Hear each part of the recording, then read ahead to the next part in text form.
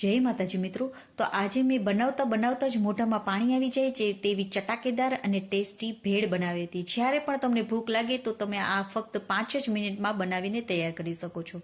તો તેની માટે સૌપ્રથમ આપણે ખજૂર આંબલીની ચટણી બનાવવાની છે. તો પાણીને ગરમ કરી લઈશું. હવે મેં અહીંયા ખજૂર લઈ લીધી છે. તો ખજૂરને મેં એમાંથી ઠળિયાને કાઢી લેવાના છે. તો બધા ઠળિયા આપણે કાઢી લઈશું. તો ત્યાં સુધીમાં આપણે પાણી પણ ગરમ થઈ ગયું છે. તો ખજૂરને તેમાં નાખી દઈશું. અને સાથે ખજૂર કરતાં થોડા ઓછા પ્રમાણમાં આપણે આંબલી લેવાની છે. આંબલી આપણે 2-3 પેસી જ લેશું આંબલીની. તો તેને પણ મેં ઠળિયા કાઢી લીધા છે અને ધોઈ લીધી છે. પછી આપણે નાખી દઈશું. હવે આપણે આ ખજૂર આંબલીને પલળવા દેવાનું છે પાણીમાં. તો તે પલળે છે અને ઠંડી થાય છે ત્યાં સુધી આપણે લીલી ચટણી કરી લઈશું. તો તેની માટે મેં અહીંયા કોથમીર અને ફુદીનો લઈ લીધો છે. કોથમીર અને ફુદીનાને પણ મેં 2 થી 3 વાર પાણીથી ધોઈ લીધા છે. તો હવે તેને આપણે એક મિક્સર જારમાં લઈ લઈશું. સાથે એક મેં અહીંયા મોરું મરચું લીધું છે. તેની જગ્યાએ તમે તીખું મરચું પણ લઈ શકો. એક આદુનો કટકો લઈ લેવાનો છે. તેને આપણે સમારીને નાખીશું. સાથે થોડા લસણની કળી લઈ લીધી છે. જરૂર મુજબ આપણે મીઠું નાખી દેવાનું છે. હવે આખું જીરું નાખીશું અને થોડી હિંગ એડ કરી દઈશું. અને હવે થોડો અડધું લીંબુનો રસ નાખી દઈશું. હવે મેં અહીંયા આલુ સેવ નાખી છે. આ આલુ સેવનો વિડીયો મેં પહેલાં જ તમારી સાથે શેર કરેલો છે. આલુ સેવ નાખવાથી લીલી ચટણીનો ટેસ્ટ બહુ જ સરસ આવે છે. તો તમે આમાં જરૂરથી એડ કરશો. થોડું પાણી એડ કરી અને તેને આપણે પીસી લઈશું. તો આપણી લીલી ચટણી તૈયાર થઈ ગઈ છે. તો હવે તેને આપણે એક વાટકીમાં કાઢી લઈશું. હવે ત્યાં સુધીમાં આપણા ખજૂર અને આંબલી પણ પલળી ગયા છે. તો તેને મેં પહેલાં મિક્સર જારમાં પીસવાની હતી, પણ મિક્સર જારમાં બહુ જ પાણી તેનું ઉડતું હતું. માટે મેં તેને બ્લાઇન્ડ કરી લીધું છે. તો મેં તેને મોટા વાસણમાં લઈ લીધું છે અને તેને બ્લાઇન્ડર વડે બ્લાઇન્ડ કરી લીધું છે. તો આપણે આવી રીતે બ્લાઇન્ડ કરી લેવાનું.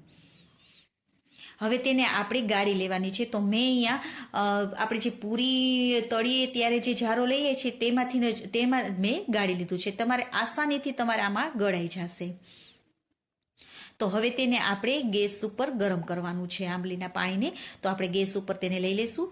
સાથે આપણે જરૂર મુજબ મીઠું એડ કરી દઈશું. સાથે આપણે ગોળ પણ નાખી દઈશું. ગોળની ક્વોન્ટિટી તમને જેટલું મીઠું ભાવતું હોય તે પ્રમાણે તમે લઈ શકો છો. હવે મેં અહીંયા કાશ્મીરી લાલ મરચું નાખેલું છે. તેનાથી તેનો કલર એકદમ સરસ આવશે. અને સૂંઠ પાવડર નાખી દઈશું.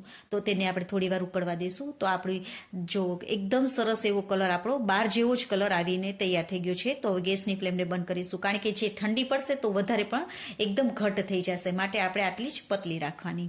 હવે મેં અહીંયા મમરા લીધા છે. તો તેને પણ આપણે શેકી લઈશું, જેથી કરીને તે એકદમ ક્રન્ચી થઈ જશે. તો આપણે આવા ક્રન્ચી મમરા કરી લેવાના છે. હવે આપણે તેમાં ભેળમાં નાખવાના થોડા શાકભાજીને પણ કટ કરી લઈશું. તો મેં અહીંયા ઝીણી સમારેલી ડુંગળી લઈ લીધી છે.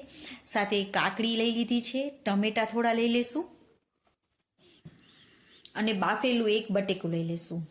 તમે સાથે ચણા પણ લઈ શકો છો. અને અત્યારના કાચી કેરી પણ આવવા માંડી છે. તો તમે તે કાચી કેરી પણ નાખી શકો છો.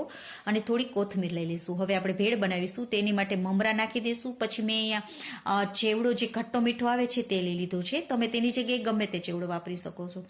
સાથે આપણે ડુંગળી, કાકડી, ટમેટા અને બટેકાને નાખી દઈશું. હવે જે આપણે લીલી ચટણી બનાવી છે તે નાખી દઈશું. અને ખજૂર આંબલીની ખાટી મીઠી ચટણી નાખી દઈશું. તમે તમારા ટેસ્ટ મુજબ તીખું મોરું જેટલું ભાવતું હોય તે પ્રમાણે તમે આમાં નાખી શકો છો. હવે તેને આપણે બધાને મિક્સ કરી લઈશું. તો છે ને એકદમ સરળતાથી તમારી આ ભેળ બનીને તૈયાર થઈ જશે. બધાને ખૂબ જ પસંદ આવશે. અને બનાવતા જ મોઢામાં તમારું પાણી આવી જશે એવી ટેસ્ટી બનશે. તો તમે પણ એકવાર જરૂરથી ટ્રાય કરજો. અને આ ખજૂર આંબલીની ચટણી અને લીલી ચટણી અત્યારે આપણે હોળી આવવાની છે તો દહીંવડા બનાવીએ ત્યારે પણ તમે તેને યુઝ કરી શકો છો. સાથે રગડામાં પણ યુઝ કરી શકો છો. તો તમે ખજૂર આંબલીની ચટણી આજે બનાવી છે તેને તમે પાણીપુરીનું જે મીઠું પાણી આવે છે તેમાં પણ તમે આને યુઝ કરી શકો છો. તો તમે પણ એકવાર જરૂરથી ટ્રાય કરજો. અને હા, જો તમને આ મારી રેસીપી ગમી હોય તો લાઈક કરજો. અને મારી ચેનલમાં નવા હો તો સબસ્ક્રાઈબ પણ કરજો. અને તમને આ મારી રેસીપી કેવી લાગી તે કમેન્ટ પણ કરજો. Okay friends, bye. જય માતાજી.